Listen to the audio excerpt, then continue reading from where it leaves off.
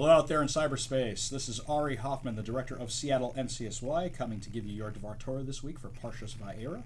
Just a quick pitch before I begin. I want to talk to you about our lovely Emerald City that we have out here. We would love for you to come join us. The major companies in Seattle like Amazon, Microsoft, Boeing, Costco, Starbucks are hiring on every single level. Tuition is subsidized. There is no state income tax, and we would love to have you join us out here in the Pacific Northwest. And don't worry, it does not rain as much as everybody says it does.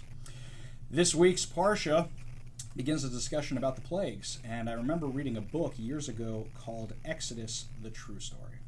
This was a very interesting take on the story, and not one that we subscribe to, which discusses that the entire story of the plagues in Yetzias Mitzrayim was caused by a volcano, and that this volcano erupted. The lava made the Nile River appear like it was blood. The wildlife, like the frogs, jumped out of the Nile River. It also caused the hail, obviously, the blackness from the ash cloud, the creatures detected the scent of the dying animals and came to see what was going on and see if they could get any food, and that attracted the wild animals. The bugs came to the carcasses of the animals, and it went on to say that that was what really caused the 10 plagues. The final plague, which was very interesting to note, it said was caused by the Egyptians sacrificing their own firstborns as a form of retribution or as a form of penance for their sins to their gods. And they figured that might solve it. This is always an interesting form of discussion at our Seder Table, to use this as an intro for other discussions about the plagues that we use in our home. This week's Dvar Torah, I would like to quote something out of my father-in-law's book called For Me, the World Was Created by Avraham Rusak. It is available on Amazon, and it is available in most Jewish bookstores on the East Coast. He has a very interesting Dvar Torah on this week's Parsha. The Midrash Rabbah on the Parsha says that Rav Huna held that the 4 cups of wine over which we make the blessings at the Seder represent the 4 languages of redemption from Mitzrayim. The Hotzetzi, the Hitzalti, the Ga'alti, the Lakachti. And he, Hashem, took us out of Egypt and saved us and redeemed us and took us to him as a people. We also have a 5th cup that remains on the table and from which we do not drink, known as the Kos Eliyahu, the cup of Elijah. This cup, as our tradition tells us, represents the final redemption, Vehavesi.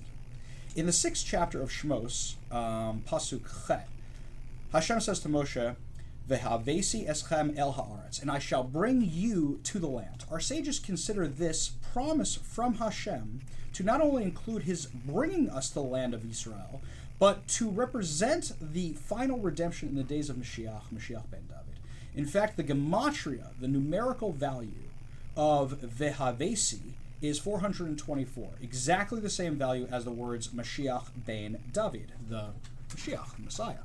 It is further fascinating to note that in the next Parsha Bo, when our nation was given the first commandment to start a calendar, in Perek Yud Bet Pasuk Beis, it says, HaChodesh Hazet Lachem Rosh Chodashim.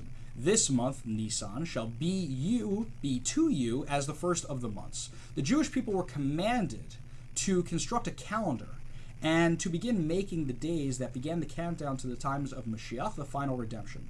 The words HaChodesh Hazet Lachem also have the Gematria of 424, the same as Mashiach ben David. Each month brings us that much closer to the time of the Mashiach. We announce each new month on Shabbos during the Musaf service with a special blessing for Rosh Chodesh. In this prayer, we ask Hashem to fulfill our wishes for good. Maleh Mishalseinu Latova, we ask for health, wealth, and more. And add at the end of the prayer these words asking that our wishes be fulfilled Latova, for good. Why for good? Of course we're not going to ask for anything for bad. So why are we going to specifically mention for good? I was taught that we should really be asking for, what we should really be asking for with our resuscitation of these words is for God to fulfill our wishes for those things that are letova, for good. Let those things that are truly good in Hashem's eyes be those things that he helps us fulfill. I wish you all a very good Shabbos.